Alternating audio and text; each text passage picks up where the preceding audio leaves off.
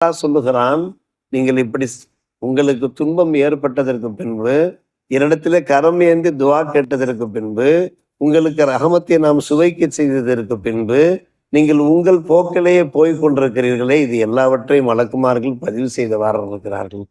இது மக்கா காபிர்களுக்கு மட்டும் விடுத்த எச்சரிக்கை அல்ல அன்பு சகோதரர்கள், நமக்கும் விடுத்த எச்சரிக்கை. ஏதாவது சங்கடங்கள் சோதனைகள் வரத்தான் செய்கிறது.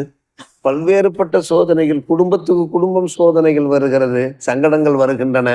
அந்த நேரத்தில் நாம் மனமுருகி அல்லாஹ்விடத்தில் துஆ கேட்கிறோம்.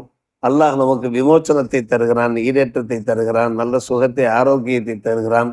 ஆனால் துன்பமும் இன்பம் மாறி மாறி வரக்கூடிய ஒன்று, அது இயற்கையான ஒன்று.